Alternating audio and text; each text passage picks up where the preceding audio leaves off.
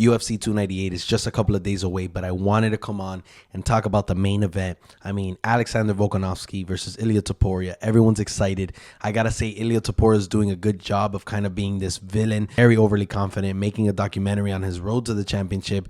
He has 15-0 on his bio, and that he's the featherweight champion of the UFC. It's great. He's really building up to this fight.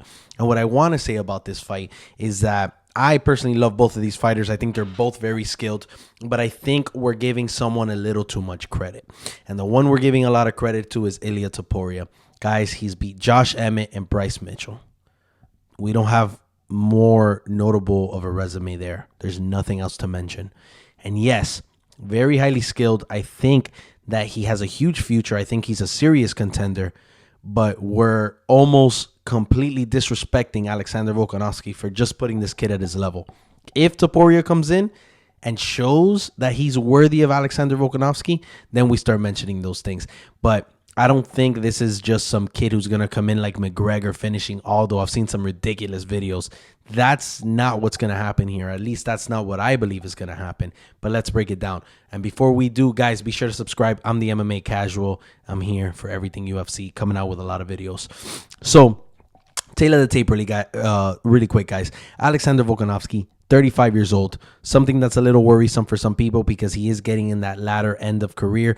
But Alexander Volkanovski has not given us a reason to doubt his age or to make us think he's declining. He got knocked out by Islam Makhachev. Okay, he went in on 10 days notice. He got caught. The fight before that, he killed Yair Rodriguez, a huge contender in the featherweight division. He absolutely mauled him. And before that, he was coming off a loss to also Islam Makhachev in a great 5-round fight that was very close. So I don't think we could say he's on the decline. And 35 years of age doesn't really concern me. He's 5'5", obviously 145, 71.5 inch reach, which he's going to have the advantage to Topuria for about 2.5 inches. Age of Ilia Topuria, 27, so really in his prime. Height, 5'6", so he has an inch advantage, 145, and then of course a 69 inch, so there's a 2.5 inch reach advantage for Alexander Volkanovski. So basically in this fight, I feel like a lot of people are gearing towards Topuria coming out and being this fantastic boxer, so smooth, so technical, so good that all of a sudden Alexander Volkanovski is going to go shake in his corner, grab a blanket, cry to mom, and then go for the takedowns. I beg to differ.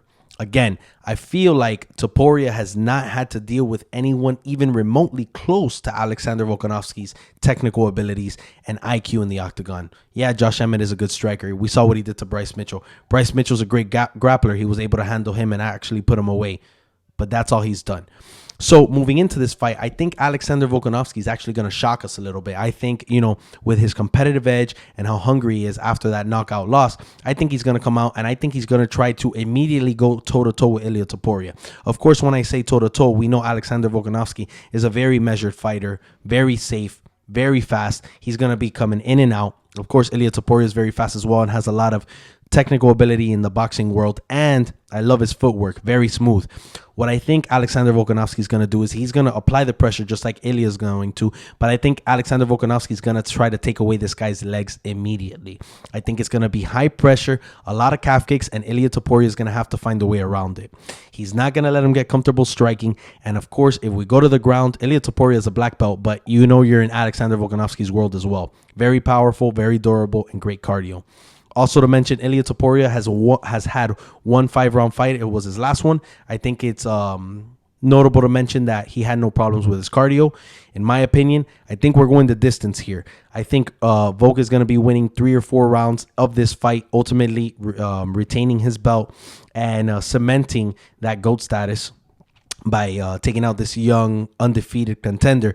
But what I do want to say is that it's going to be an all-out war. I think there's going to be a lot of striking. I don't really see a finish. I mean, anything could happen from either side. If anyone finishes anyone, I think it's Topuria catching Volk. To be honest with you, I don't see Volk finishing this fight. I think he wins in decision and just being technical and outstriking Topuria, taking out his legs and then just really showing the gap of fight and eliteness, right? Because Topuria has kind of took a few leaps to get to Volkanovski, and I think he doesn't know what's headed his way. I think it will be competitive, but I think ultimately Volk will get that win again by 3-2 rounds, 4-1 maybe.